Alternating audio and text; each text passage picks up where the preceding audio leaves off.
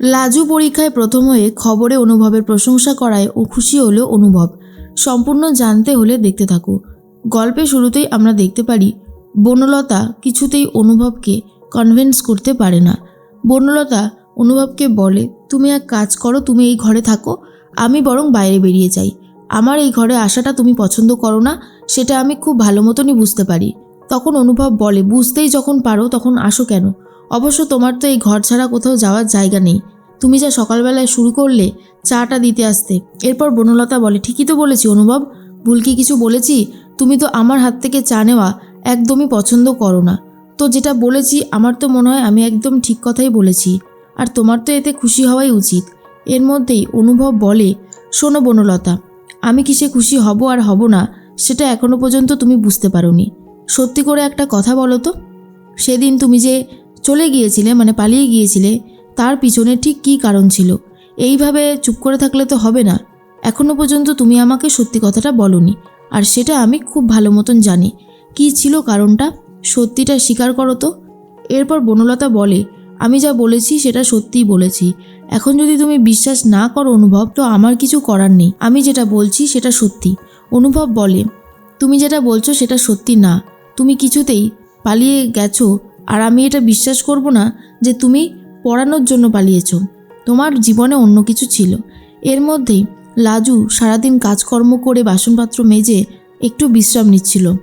তখনই চলে এসেছে লাজুর বড় যা, আর বলে, এই কি লাজু, তুমি সব বাসন মেজে নিয়েছো? সারাদিন ধরে তো আজকে অনেক খাটাখাটনি করেছো, যাও গিয়ে একটু দুপুরে শুয়ে নাও। কিন্তু লাজু কোনোভাবেই ঘুমাতে চায় না, আর বলে, ভাত ঘুম দেওয়ার অভ্যেস আমার কোনোদিনও নেই, আমি কোনোদিনও দুপুরে ঘুমাই না। তখন বড়জা বলে, আচ্ছা ঠিক আছে, তাহলে তুমি একটু বিশ্রাম নাও, আমি বরং গিয়ে একটু কাত হই। এরপর লাজু বলে, ঠিক আছে তুমি যাও। বড়জা এসে বলে, শোনো না, আমার দেওরের সাথে ভাব ভালোবাসা হয়েছে, আমার দেওর কিন্তু তোমাকে খুব ভালোবাসে। লাজু তখন বলে, জানি আমি, সে আমাকে খুব ভালোবাসে, তার ভালোবাসার নমুনা আমি আগেও দেখেছি। তখন বড়জা বলে, শোনো, তোমাকে আমি কিছু কথা বলি যেটা তোমার মনে থাকবে। অবশ্য তুমি পড়াশোনা জানা শিক্ষিত মেয়ে, তোমার বুদ্ধিও নেহাত কম নয়। কথাটা হলো, পুরুষ মানুষকে বেশি সব কিছু ভালোবাসা দিতে যাবে না, তাহলে কিন্তু পুরনো হয়ে যাবে, কথাটা মাথায় রেখো। এরপর লাজু ভাবে, সে তো সুদেবকে ভালোই বাসে না, তার মন প্রাণ জুড়ে শুধু একজনাই রয়েছে, সেটা হলো খিটকেল। এরপরে সুদেবকে সেই জন্য কাছে আসতেও দেয় না। অন্যদিকে অনুভব খুব কষ্টের মধ্যে দিন কাটাচ্ছে। তার অফিসে যেতেও ভালো লাগে না, আবার বাড়িতে থাকতেও ভালো লাগে না। তার শুধু মনে হয় গাড়িটা নিয়ে ছুটে চলে যায় এই লাজুকে নিয়ে আসতে। এরপর ঠাম্মি বলে, কি হয়েছে দাদুভাই, তোর মনটা মনে হচ্ছে খুব খারাপ? তখন অনুভব বলে, ভালো লাগছে না ঠাম্মি, অফিসে গিয়েও কাজকর্ম করতে মন চায় না, আর এখানে থাকতেও ভালো লাগে না, কি করব বুঝে উঠতে পারি না। তখন ঠাম্মি বলে, দেখ, যা হবার তা তো হয়ে গেছে, জীবনের সব কিছুকে অত মনে রাখতে নেই, তাহলে সারাটা জীবন অনেক কষ্টের মধ্য দিয়ে কাটাতে হয়। আমি বলি কি, তুই আবারও সব কিছু নতুন করে শুরু কর। লাজু যদি সবটা নতুন করে শুরু করতে পারে, তাহলে তুই কেন পারবি না? তুইও পারবি, সব কিছু শুরু করে দেখ, খুব ভালো হবে। কিন্তু অনুভব কোনোভাবেই লাজুকে ছাড়া জীবন কাটাতে চায় না, সে তো বনলতাকে জাস্ট সহ্যই করতে পারে না। এরপর ঠাম্মিকে অনুভব বলে, ঠাম্মি, তুমি একবার লাজুকে ফোন করে দেখো তো, লাজু ঠিক কী করছে এখন। তখন ঠাম্মি বলে, না না, ফোন টোন করার কোনো দরকার নেই, কি হবে ফোন করে এখন, আর লাজু যে কেমন আছে সেটা জেনেই বা আমরা কি করব। ধরে নিলাম ও খুব খারাপ আছে, তো কি করতে পারবো বলতো আমরা। তখন অনুভব বলে, একবার ফোনটা করোই না, শুধু শুনবো, কিছু বলবো না। এরপর ঠাম্মি অনুভবের কথা শুনে ফোন দিয়েছে লাজুকে। এরপর লাজু বলে, ঠাম্মি তুমি তো আমাকে ভুলেই গেছো, এখন মনে পড়লো আমার কথা। এরপরই ঠাম্মি লাজুকে জিজ্ঞেস করে, তুই এখন কি করছিস লাজু? লাজু তখন বলে, এই তো আমি বাসন টাসন মেজে একটু রেস্ট নিচ্ছি। তখন অনুভব ফোনটা স্পিকারে দিয়ে দেয়।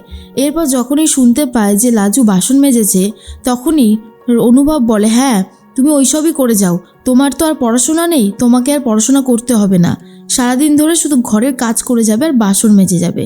এরপরে ঠাম্মি বলে, উফ তুই চুপ করবি, আমাকে কথা বলতে দে। এরপরেই দেখা যায় যে লাজু ভাবে যা হচ্ছে সেটা ঠিক হচ্ছে না, আবারও খিটকেল আমার সাথে ঝামেলা করা শুরু করে দিয়েছে।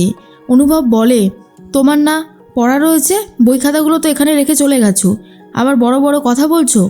তখনই লাজু বলে, এই শোনো, তুমি কি গো, তুমি কি এখন কলেজে উঠে স্কুলের বই নিয়ে পড়াশোনা করবে? আমার ওই বইগুলো পড়া হয়ে গেছে, তাই আমি ওই বইগুলো আনিনি। আর ঠাম্মি, তুমি যখন একা থাকবে তখনই কথা বলবে, খিটকেল থাকলে কথা বলবে না, তাহলে ও আমার সাথে আবারও ঝামেলা করবে। এই বলেই ফোনটা কেটে দেয়। তখনই ঠাম্মি বলে, এটা তুমি কি করলি বলতো দাদু ভাই, সব সময় এই জিনিসটা ভালো লাগে না, ফোন করলাম আর ঝামেলা শুরু করে দিলি, আমি আর ফোনই করব না তোর সামনে। অনুভব আর কিছু বলতে পারে না। এর মধ্যেই দেখা যায় লাজুর দিন কেটে যাচ্ছে। সকালবেলায় উঠে সবার জন্য রান্না করে, বাসন মাজে, ঘর গোছয়, সবার সাথে কথা বলে। এরপর সুদেব যখনই লাজুর কাছাকাছি আসতে চায় তখন লাজু সুদেবকে সরিয়ে দেয়। কোনোভাবেই লাজু সুদেবের সাথে এক হতে পারে না, আর এটা সুদেবের খুব খারাপ লাগছিল। এরপর রাত্রেবেলা যখন সুদেব লাজুকে জড়িয়ে ধরতে চায় তখনই লাজু বলে, কি করছো? বারবার করে তো বারণ করেছি, কথাটা কানে যাচ্ছে না, কেন এরকম করছো? কি বলেছিলাম আগের দিন যে আমরা নিজেদের পায়ে না দাঁড়িয়ে এখনও এক হব না, তুমি কি সেই সমস্ত কথা ভুলে গেলে? সুদেব বলে, আমি তো চেষ্টা করছি, তুই তো আমার বউ, তোকে একটু জড়িয়েও ধরতে পারবো না? কেন রে লাজু, আমি কি তোর এতটাই অপছন্দ হয়ে গেছি? লাজু বলে, যদি তুই এমনটা হতো তাহলে কি আমি তোমার সাথে এসে সংসার করতাম, তোমার বাবা মার খেয়াল রাখতাম? তখন সুদেব বলে, তুই সবার খেয়াল রাখছিস, শুধুমাত্র আমার বাদে।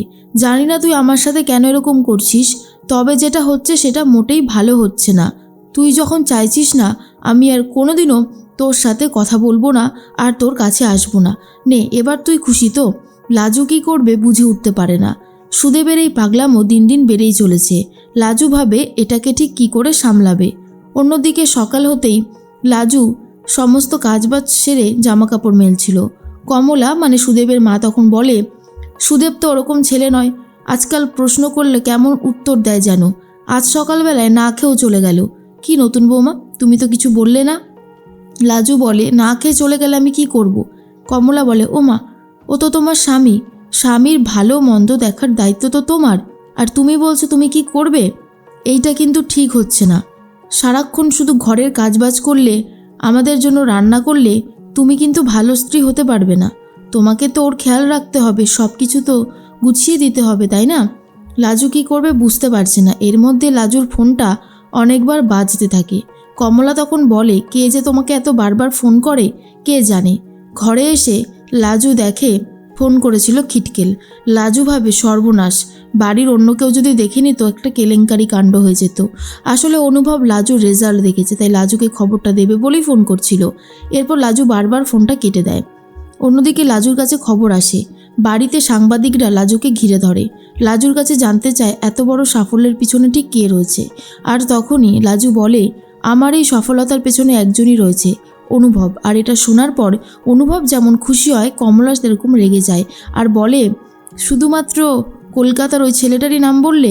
আমার ছেলেটা বুঝি তোমাকে কোনো দিক থেকেই সাহায্য করেনি? আর তখন সুদেবের অনেক কষ্ট হয়।